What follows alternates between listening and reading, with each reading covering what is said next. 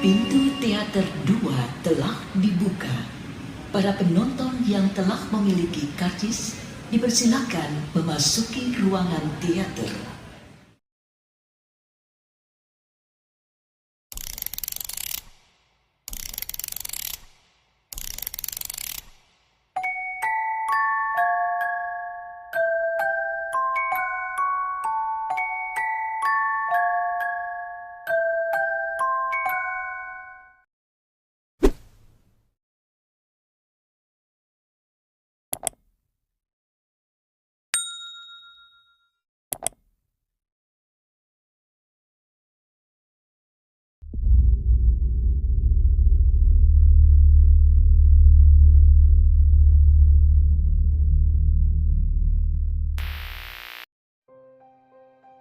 Assalamualaikum warahmatullahi wabarakatuh. Kali ini kita lanjutkan cerita Wingit part 2, di mana di part 1 cerita dibagi ke dalam 3 sudut pandang. Seno adalah orang yang dibunuh oleh istri keduanya yang bernama Jessica dan dikuburkan di kuburan Wingit itu. Kemudian cerita beralih ke sudut pandang Pepeng dan Benu sebagai penggali makam yang disewa Jessica dan selingkuhannya untuk menguburkan Seno. Dan pada akhirnya Pepeng dan Benu pun juga mati. Di part 2 ini cerita akan dimulai dari sudut pandang Jessica, istri dari Seno, dan selingkuhannya yang bernama Juan. Namun ada baiknya teman-teman yang belum menyimak part 1 menyimaknya terlebih dahulu, agar nyambung dengan ceritanya. Link cerita Wingit part 1 akan saya taruh pada kolom deskripsi. Oke, tanpa banyak basa-basi lagi, mari kita mulai ceritanya.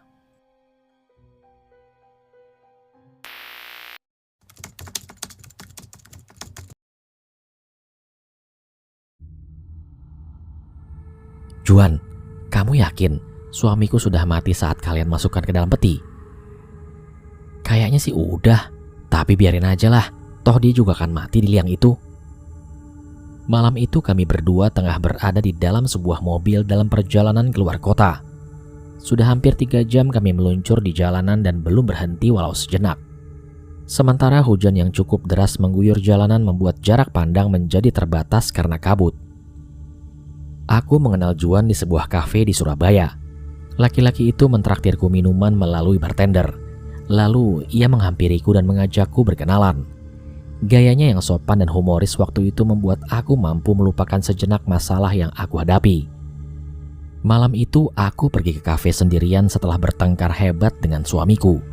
Memang aku akui, aku hanya istri kedua Seno.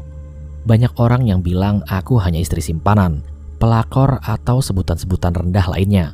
Namun aku tidak peduli. Aku sejak awal memang hanya mengincar harta Seno. Setelah pertemuan di kafe malam itu, aku pun menjalin hubungan diam-diam dengan Juan. Dan ketika pada akhirnya Juan mencetuskan ide untuk membunuh Seno demi bisa menguasai hartanya, aku pun terpengaruh dan menyetujuinya. Kata-kata dan janji-janji manisnya yang keluar dari mulut Juan sungguh membuat aku terlena. Juan bilang ia akan mengatur semuanya. Aku tak perlu khawatir. Dan keputusanku mendukung Juan untuk menyingkirkan Seno menjadi teror mengerikan yang aku sesali seumur hidup. Sudah 4 hari sejak kami menguburkan suamiku di sebuah kuburan tua yang sudah lama terbengkalai dan tidak digunakan lagi. Kuburan itu terletak di kaki bukit, di sebuah desa sekitar 1 jam perjalanan dari kota Surabaya. Juan memilih tempat itu karena dari info yang ia dapat mengatakan bahwa kuburan itu sudah lama sekali tidak digunakan dan satu-satunya jalan yang melewati kuburan itu juga sudah tidak digunakan lagi. Praktis areal kuburan dan sekitarnya seperti terisolasi dari dunia luar. Tidak ada seorang pun yang berani mendatangi kuburan tua itu atau bahkan melewati jalan di samping kuburan itu. Kabar yang berkembang mengatakan bahwa kuburan tua itu sangat angker. Penunggu kuburan ini seringkali menampakkan diri dan mengganggu orang-orang yang berani datang ke tempat ini. Bahkan kabarnya sudah banyak penduduk yang mengalami kesurupan. Cerita seorang pemuda bertato kala itu kepada kami. Ada 2 pemuda yang malam itu disewa Juan untuk menguburkan mayat suamiku. Pemuda satunya kulihat berdiri menunggu di dekat peti mati di bawah pohon besar. Terus kenapa kalian mau menerima pekerjaan ini? Dan berani datang ke tempat ini? Kalian gak takut sesuatu yang buruk akan menimpa kalian? selidik Juan kepada pemuda itu. Ya, untuk uang 10 juta, setan pun akan kami hadapi. Seringai pemuda itu sambil menepuk-nepuk seikat uang 10 juta di tangannya pemberian dari Juan. Ingat, kalian yang merekomendasikan tempat ini, jadi awas kalau sampai ada yang tahu. Aku cari kalian nanti. Ancam Juan pada pemuda itu. Tenang bos, aman, kami jamin itu. Seperti yang udah saya katakan tadi, gak ada orang waras yang berani lewat jalanan ini, apalagi sengaja mendatangi tempat ini. Sialan, umpat Juan diikuti tawa laki-laki bertato itu. Tempat ini terkutuk. Suaranya tiba-tiba merendah, namun aku masih bisa jelas mendengarkannya. Mayat-mayat yang dimakamkan di sini ikut menanggung kutukan itu. Alah, persetan dengan itu, biar membusuk sekalian mereka di neraka. Juan menimpali. Tapi kabarnya orang yang berani datang ke tempat ini juga ikut kena kutuk. Aku bergidik ngeri mendengarkannya. Laki-laki bertato itu tiba-tiba menoleh ke arahku yang masih berada di dalam mobil. Kami beradu pandang melalui kaca depan mobil, dan kata yang muncul dari bibirnya kemudian membuat aku semakin bergidik. Karena kuburan ini wingit. Mendengar hal itu, jujur nyaliku menciut. Tubuhku menggigil bukan karena udara yang dingin, tetapi karena menahan takut. Ia bilang tempat itu wingit, artinya tempat itu angker. Tapi faktanya malam itu aku malah berada di sana untuk urusan yang tidak wajar pula, menguburkan mayat suamiku sendiri yang mati dibunuh oleh Juan dan aku. Mendadak Juan menoleh ke arahku yang duduk gelisah di sampingnya. Dahinya mengernyit dan matanya menyelidik. Kenapa kamu tiba-tiba nanyain hal itu sekarang? Aku menghirup nafas dalam-dalam untuk mengisi rongga paru-paruku yang terasa kosong. Sejak mayat suamiku kalian kubur di tempat terkutuk itu, aku jadi sering bermimpi aneh. Mimpinya sangat menakutkan. Saat itu terbayang olehku mimpi-mimpi menakutkan yang hampir setiap malam menghantuiku. Aku didatangi wujud sosok suamiku, namun dengan penampakan yang sangat mengerikan. Raut wajahnya menampakkan guratan kengerian. Matanya melotot sampai bola matanya hampir melompat keluar, dan mulutnya terbuka lebar, sangat lebar untuk ukuran manusia pada umumnya. Dan dadanya berlubang tembus sampai ke punggungnya dengan tulang dada yang terkoyak, seakan-akan ada yang mencabut paksa jantungnya. Darah pun tak henti-hentinya mengalir dari dadanya yang berlubang. Namun darah itu mengeluarkan aroma busuk yang sangat menyengat. Darah juga keluar dari kedua matanya yang melotot. Bau busuk itu membuat aku mual bahkan ketika aku sudah terbangun dari tidur. Rasa mual itu masih sangat kurasakan. Alah, itu gara-gara kamu dihinggapi rasa bersalah karena udah membunuh suamimu. Sehingga rasa bersalah itu terbawa dalam mimpi buruk, seakan-akan suamimu datang. Bukan aku yang bunuh, kamu yang bunuh. Teriakku menahan marah sekaligus takut. Beberapa hari ini sungguh menjadi hari terburukku. Mimpi-mimpi menakutkan itu membuat aku tidak berani tidur. Ini semua gara-gara Juan yang mengubur mayat suamiku di tempat terkutuk itu. Tiba-tiba entah dari mana datangnya, dari kaca spion depan mataku menangkap seseorang duduk di kursi belakang seperti sedang menatapku.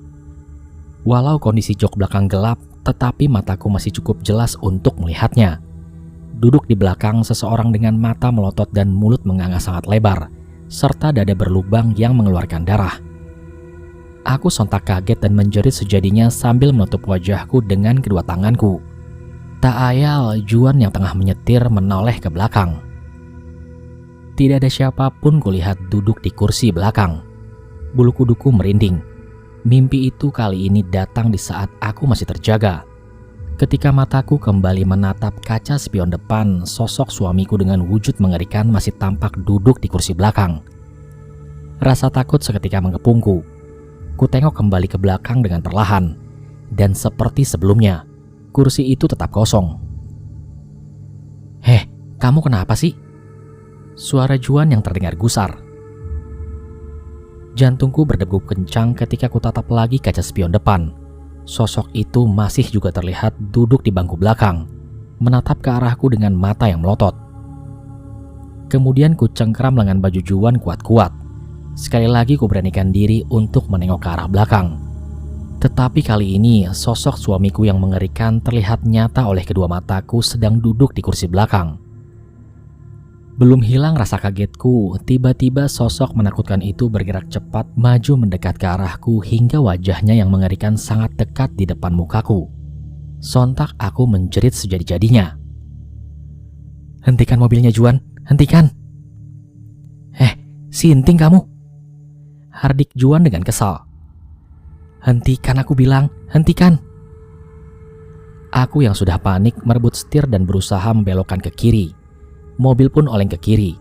Juan kelihatan panik dan segera refleks membanting setir ke kanan untuk mengembalikan posisi mobil. Jess, apa-apaan kamu ini? Udah gila ya?"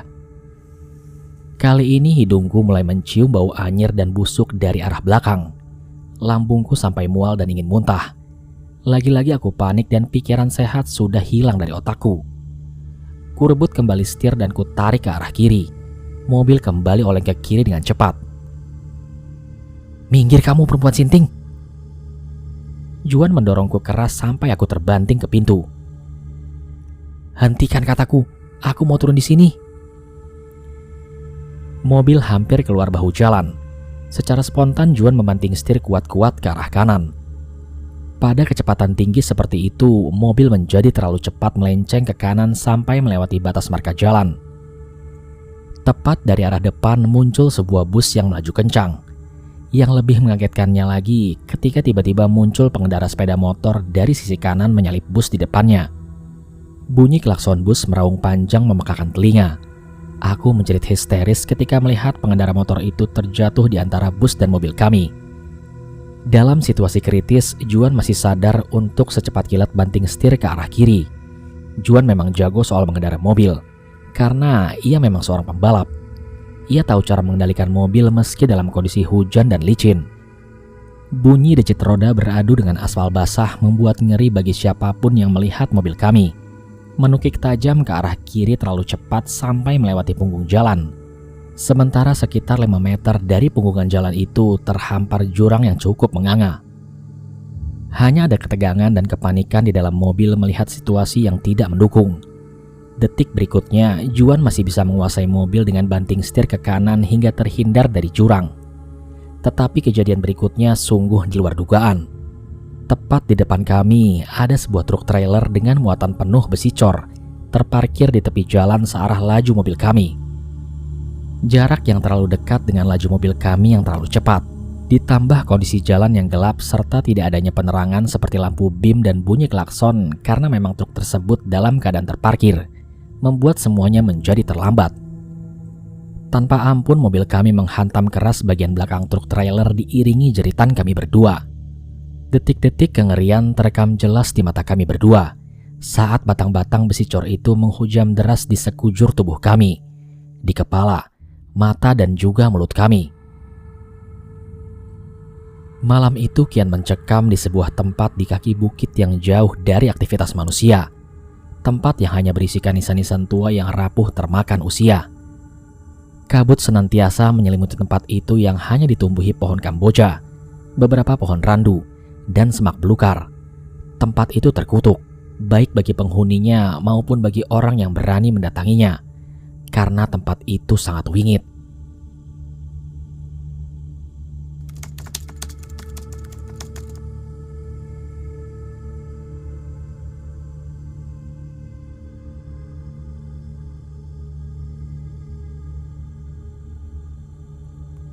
"Bian, lu tahu gak sih jalannya?" teriak Dika dari kursi tengah. "Perasaan dari tadi gak nyampe-nyampe. Lihat depan dong, jangan ke samping mulu." "Bangke lo." Bian jadi salah tingkah. Sementara Dika malah tertawa senang melihat temannya yang pegang kemudi itu kikuk saat ketahuan sedang melirik Maya yang duduk di sampingnya. Apaan sih kalian?" Maya merasa tidak enak. Dika memang suka menggoda kalau Bian ketahuan diam-diam memperhatikan Maya. Anak itu emang jahil. "Lihat map dong, udah sesuai belum jalurnya?" Jojo yang duduk di samping Dika ikut menimpali. Jojo ini cewek tomboy, beda sekali dengan Maya yang cewek banget. Ini juga dari tadi udah sesuai map, pada diem kenapa? Ntar juga nyampe. Jawab Bian dengan sewot. Jojo dan Dika cekikikan. Kadang Google Maps sering tidak akurat dalam memetakan jalan desa seperti yang mereka lalui saat ini. Apalagi jika desa itu terpencil dan jauh dari keramaian. Jalan yang berlubang membuat mobil terguncang cukup keras saat Bian tak bisa menghindari lubang. Tetapi suara dengkuran dari arah kursi paling belakang bukannya berhenti malah bertambah keras. Karena jengkel, Dika melempar bantal ke arah belakang dan persis mengenai wajah Eko yang langsung kaget terbangun. Udah nyampe. Eko tergagap karena terbangun mendadak. Mata lo sampe, molor mulu lu, dasar kebo. Sontak yang lain hanya tertawa. Sementara itu mobil Innova milik Bian terus melaju membawa mereka berlima pagi itu, menyusuri jalan desa yang sangat sepi. Hanya ada sawah dan hutan yang ada di sepanjang kanan kiri jalan. Sudah lebih setengah jam sejak mobil berbelok masuk ke jalan desa. Dan hampir 2 jam saat berangkat dari kosan Bian di daerah Bungurasih, Surabaya sebagai tempat titik kumpul.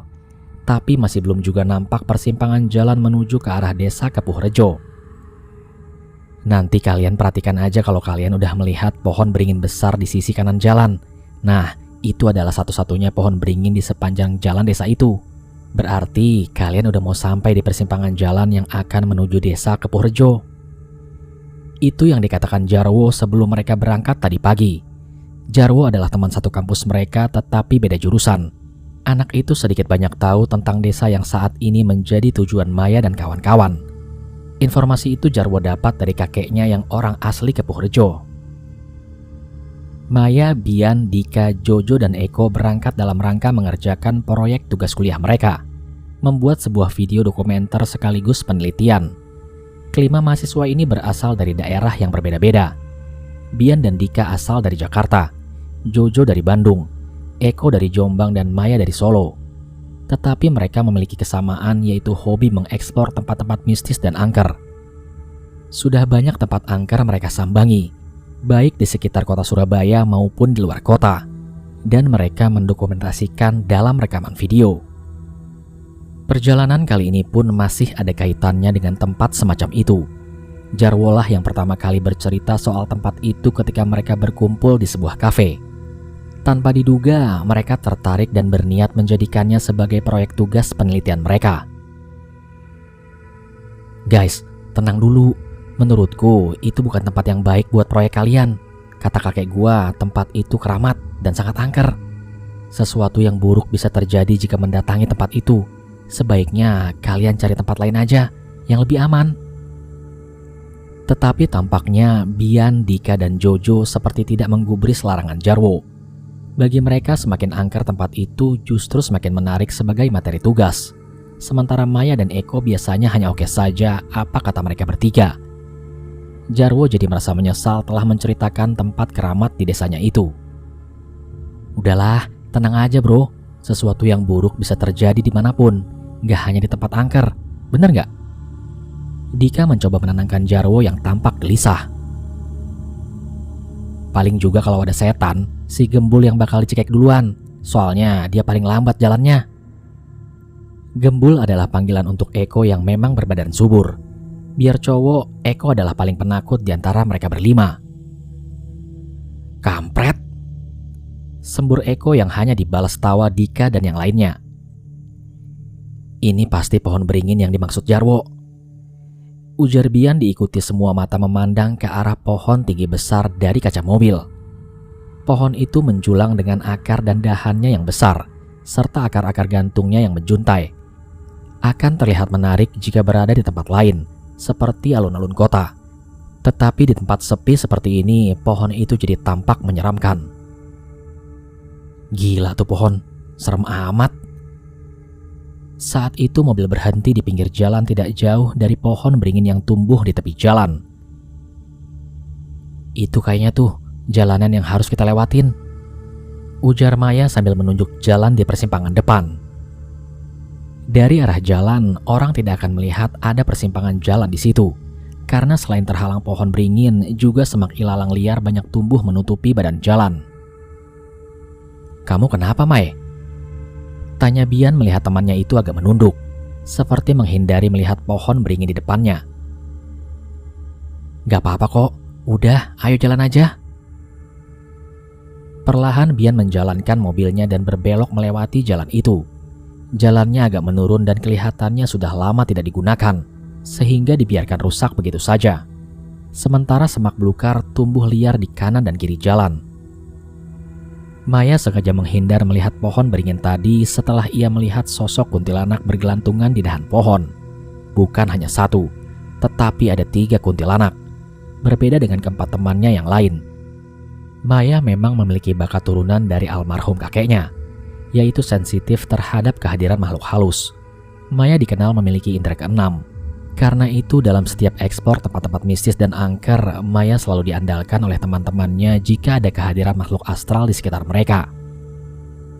Mobil terus bergerak, dan sekitar 50 meter di depan terhampar hutan yang cukup lebat. Jalan yang hanya selebar 3 meter itu tampak seakan membelah hutan. Dika mulai menyalakan handycam dan menyorot ke arah depan. Demikian juga dengan Jojo dengan GoPro-nya mengambil gambar dari arah samping. Mereka berdua memang selalu kedapatan tugas untuk mengambil gambar. Dan ketika mobil mulai bergerak memasuki hutan, suasana terasa berbeda. Aura negatif cukup terasa. Mereka bisa merasakan itu karena mungkin terbiasa berinteraksi dengan energi astral selama mereka melakukan ekspor ke tempat-tempat angker. Mobil terguncang-guncang karena jalan yang rusak parah.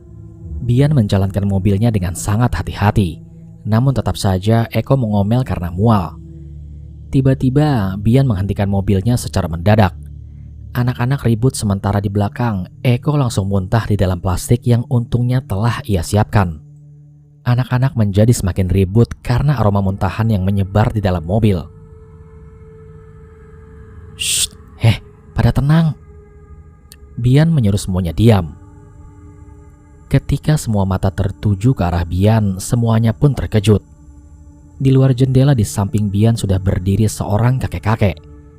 Perlahan Bian menurunkan kaca jendela. "Kalian jangan ke sana. Kalian pulang aja. Tempat itu nggak baik buat kalian." Suara kakek itu parau.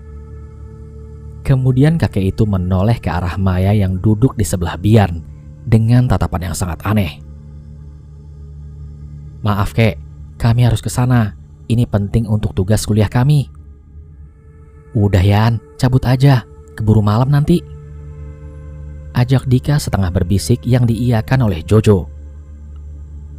"Maaf ya kek, kami harus pergi." Bian kemudian menjalankan mobilnya meninggalkan kakek itu. Namun kakek itu masih tetap berdiri dan memperhatikan ke arah mobil sampai tak terlihat lagi. "Aneh, dari mana kakek itu tahu kalau kita akan ke tempat itu?" gumam Eko yang penasaran. "Itu kakek muncul dari mana tadian?" Dika ikut penasaran. "Gak tahu sumpah, tiba-tiba aja udah ada di samping gua." Kemudian Bian menoleh ke arah Maya. "Kamu tahu dia dari mana datangnya, Mai?" Maya hanya menggeleng. Ia sempat kaget ketika kakek tadi memandangnya dengan tatapan aneh. Tetapi ia tidak tahu apa maksud tatapan itu. Seketika semua langsung merinding mengingat ada seorang kakek sendirian di tengah hutan. Sementara menurut cerita Jarwo tidak ada kampung di sekitar hutan itu. Kepuh Rejo adalah satu-satunya kampung yang ada di daerah situ. Dan tempat itu masih cukup jauh dari tempat kakek tadi muncul. Apaan itu?" Bian menghentikan mobilnya.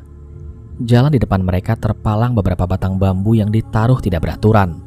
Tujuannya jelas, agar tidak ada orang yang melewati jalan itu. "Halah, kepalang tanggung, kita udah sejauh ini." Kemudian Bian dan Dika turun menyingkirkan bambu-bambu itu, agar mobil mereka bisa lewat dan meneruskan perjalanan. Sebenarnya ada perasaan khawatir yang mengganggu Maya. Kenapa jalan itu ditutup? Kenapa orang dilarang lewat melewati jalan itu? Apakah ada sesuatu yang bisa membahayakan di sana? Biasanya penutupan hanya diterapkan pada properti milik pribadi seperti mal, gedung perkantoran, atau apartemen yang sudah tidak digunakan lagi. Di luar itu, hampir semuanya dibiarkan terbengkalai begitu saja. Sesuatu yang buruk bisa terjadi jika mendatangi tempat itu.